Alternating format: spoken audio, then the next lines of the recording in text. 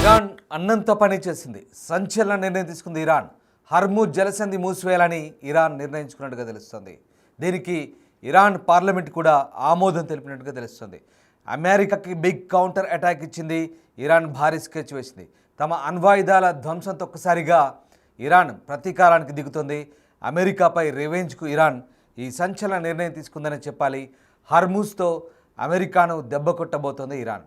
Hormuz జలసంధి ద్వారానే 20 నుంచి 25% అంతర్జాతీయ చమురు సరఫరా వాణిజ్యం జరుగుతుంది. జలసంధి మూసివేస్తే ఆసియా దేశాలైన ఇండియా, చైనా, జపాన్, దక్షిణ కొరియాకు తీవ్ర ప్రభావం చూపే అవకాశం ఉంది.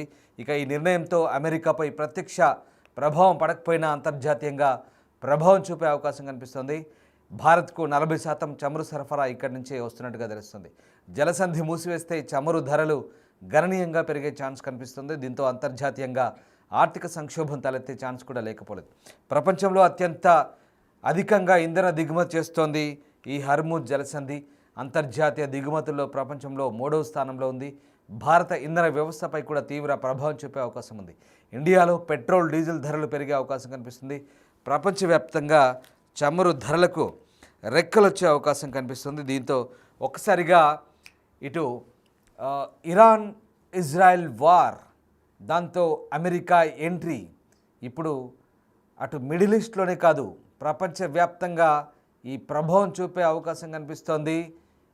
ఇజ్రాయెల్, ఇరాన్, అమెరికా ఈ 3 దేశాలు కలిసి చేస్తున్న యుద్ధం ఇప్పుడు మన దేశంలో మన జేబులకు చిల్లులు పెట్టేలా కనిపిస్తుంది. ఎస్, నేను చెప్తుంది నిజమే.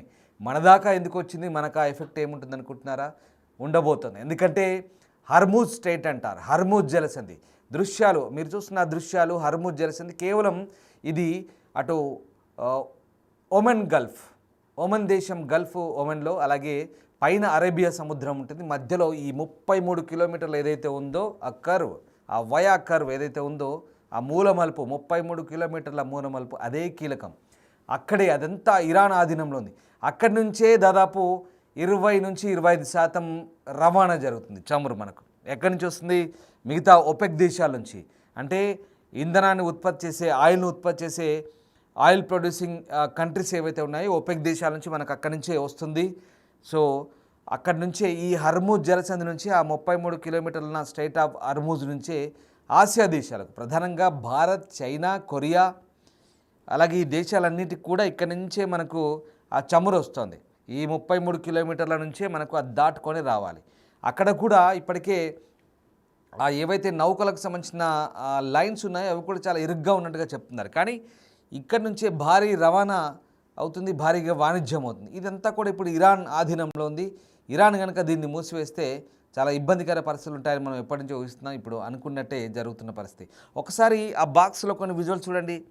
కొన్ని నౌకలు, అంటే పెద్ద పెద్ద ఓడలు, షిప్లు ఏ రకంగా ట్రాఫిక్ చూడండి. మీకు ట్రాఫిక్ సంబంధించిన చిత్రాలు చూస్తున్నాం.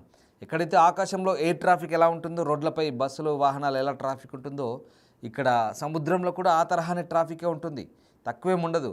భారీ వాణిజ్యం జరుగుతుంది. వేల కొద్దీ, వందల కొద్దీ వాహక నౌకలు అక్కడి నుంచి వెళ్తుంటాయి. భారీ షిప్పులు, నౌకలు వెళ్తుంటాయి. ఎందుకంటే ప్రపంచ దేశాలన్నీ కూడా చమురు సరఫరా కావాలి. గ్యాసోలిన్ కానీ, డీజిల్ కానీ, పెట్రోల్ కానీ, ముడి ఇంధనం కానీ ఇక్కడి నుంచే వస్తుంది. ఇప్పుడు బ్రెంట్లో క్రూడ్ ఆయిల్ ధర దాదాపు $78 చేరుకుంది. బ్రెంట్ అంటే ఇది ఒక అంతర్జాతీయ మార్కెట్, బ్రిటన్లో ఉంటుంది.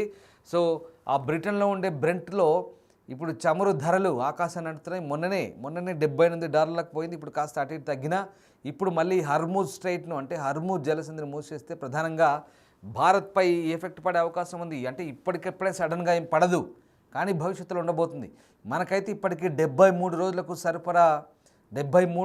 సరిపడే ఇంధనం ఉంది భారత్ దగ్గర. ఇంకా యుద్ధం ఇంకా తీవ్రంగా దాల్చినా, ఎక్కువ రోజులు కొనసాగినా 73 రోజులకు సరిపడే, అంటే దాదాపు నెల 15 రోజులకు సరిపడే ఇంధనం మన దగ్గర ఉంది. కాబట్టి ఇబ్బంది ఏం లేదు. ఇది కాకపోయినా మనకు రష్యా నుంచి లేదా ఉక్రెయిన్ నుంచో వేరే దేశాల నుంచి చమురు వస్తుంది. కానీ ఇక్కడ నుంచి మనం ఎక్కువ శాతం తీసుకుంటాం. ఇరాన్ నుంచి మనకు నేరుగా సప్లై ఉంది. ఈ హర్ముజ్ స్ట్రైట్ నుంచే సప్లై ఉంది. సో చూస్తున్నారుగా దృశ్యాలు, అక్కడి నుంచి మనకు వస్తుంది. కాబట్టి కాస్త ఇబ్బంది ఉంటుంది. ఆబ్వియస్లీ ఎఫెక్ట్ పడుతుంది. రేట్లు పెరుగుతాయి. ఖచ్చితంగా భారత్లో రేట్లు పెరిగే అవకాశం ఉంది. బహుశా అది ఇప్పుడా ఇంకొద్ది రోజులకు అనేది చెప్పలేం. ఇమ్మీడియట్గా దాని ఎఫెక్ట్ పడుతుందా లేదా అనేది మనం ఇంకా చెప్పలేం. కానీ ఈ నిర్ణయం అయితే తీసుకోబోతుంది. ఇరాన్ తీసుకున్న ఈ నిర్ణయం ఏంటంటే చాలా లాజిక్. దీని ద్వారా మిగతా దేశాలపై ఒత్తిడి పెంచబోతుంది. అంటే అమెరికాపై నేరుగా పెద్దగా ఎఫెక్ట్ ఏమి ఉండకపోవచ్చు, కానీ భారత్తో సహా మిగతా ఆసియన్ కంట్రీస్ పైన దీని ఎఫెక్ట్ ఉంటుంది. రేట్లు పెరిగితే ఏమవుతుంది, ఖచ్చితంగా ఆర్థిక వ్యవస్థలపై ప్రభావం పడుతుంది. తర్వాత భారత్తో సహా మిగతా ఆసియా దేశాలన్నీ కూడా ఈ దాడులు ఆపాలంటూ వాళ్ళకి మద్దతు తెలిపే అవకాశం, ఒత్తిడి తెచ్చే అవకాశం ఉంటుందనేది ఇరానుల ఆలోచన బహుశా. అందుకే ఈ జలసంధిని మూసివేస్తుండొచ్చు బహుశా. కంపల్సరీగా ఈ జలసంధి మూసివేత ఖచ్చితంగా కొంత ఎఫెక్ట్ పడే అవకాశం ఉంది. అలాగని చెప్పేసి ఆ మూసివేస్తే మరి మిగతా దేశాలకు, ఒపెక్ దేశాలకు పెద్దగా మార్గాలు లేవంటే ఆల్రెడీ ఖచ్చితంగా ప్రత్యామ్నాయ మార్గాలను ఇప్పటికే చూసుకున్న పరిస్థితి కనబడుతుంది. సార్, ఏదేమైనా ఇరాన్ ఇజ్రాయెల్ యుద్ధం తీవ్ర రూపం దాలుస్తుంది. దీంతో ఇరాన్ చేసిన హెచ్చరికలు ఇప్పుడు ప్రపంచ దేశాలకైతే ఆందోళన కలిగిస్తున్నాయి. కీలకమైన హర్మూజ్ జలసంధిని మూసివేస్తామంటూ వార్నింగ్ ఇచ్చింది. భారత్, చైనా సహా ఆసియా దేశాలకు నిత్యం చమురు సరఫరా అయ్యే ఈ కీలక మార్గం కావడంతో దాన్ని మూసివేస్తే చమురు సంక్షోభం తలెత్తుందనే భయాలు అయితే ప్రస్తుతం కనిపిస్తున్నాయి.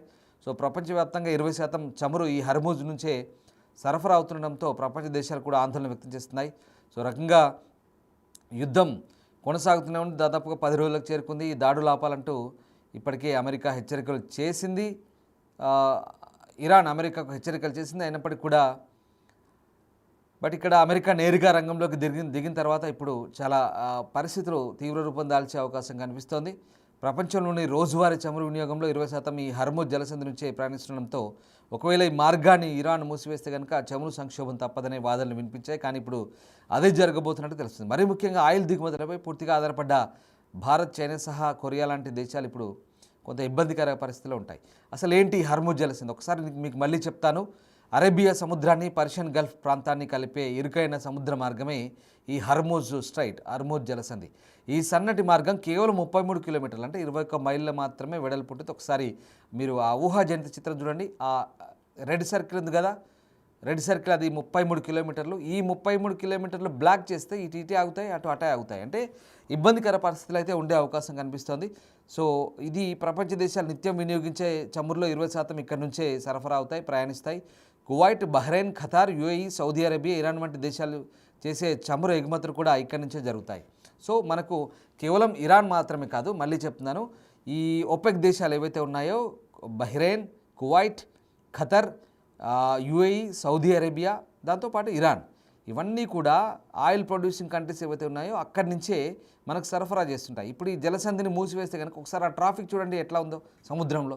సో ఈ 33 కిలోమీటర్ల ఇరుకైన ఈ మార్గాన్ని మూసివేస్తే ఇప్పుడు చాలా ద్వీపాలు, అంటే ప్రస్తుతం ఇరాన్ ఆధీనంలో ఉన్నాయి, అక్కడన్నీ కూడా అది మూసివేస్తే కనుక ఇబ్బందికర పరిస్థితులు ఉంటాయి. ఇక్కడ ఇరాన్ సైనిక ఉనికి కూడా చాలా బలంగా ఉంది. ఎందుకంటే ఇప్పుడు ఎంత ఇది ఇరాన్ ఆధీనంలోకి వచ్చింది. ఒకప్పుడు ఇది ఖతర్ ఆధీనంలో ఉండేది, ఒమన్ ఆధీనంలో ఉండేది, కానీ రాను ఇరాన్ ఆధిపత్యం పెరిగిపోయింది.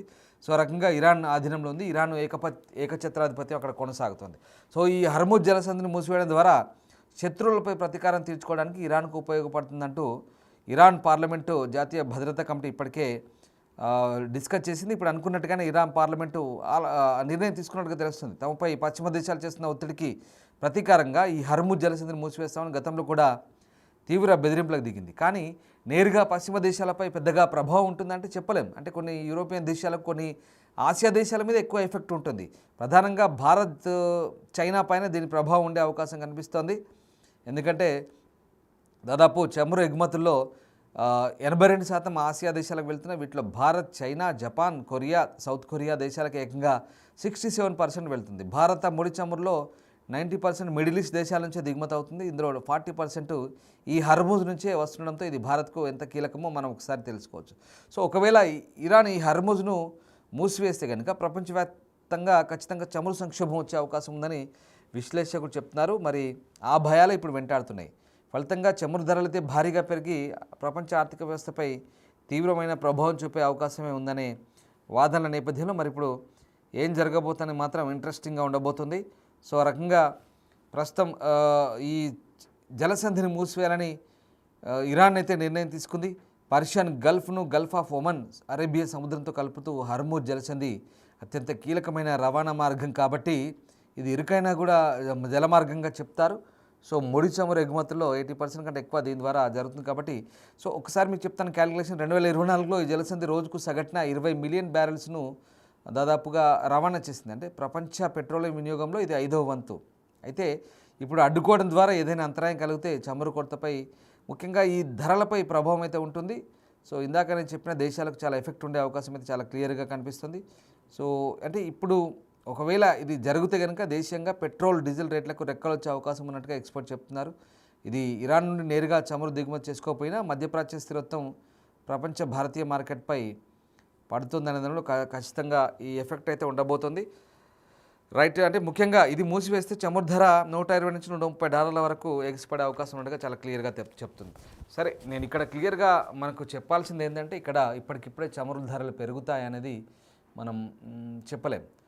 బట్ ఇక్కడ ఇందాకే చెప్పాను, ఒపెక్ దేశాలు Bahrain, Kuwait, UAE and Saudi Arabia ఇలాంటి దేశాల నుంచి మనకు వస్తుంటుంది చాలా క్రూడ్ ఆయిల్ మనం తెప్పించుకుంటాం.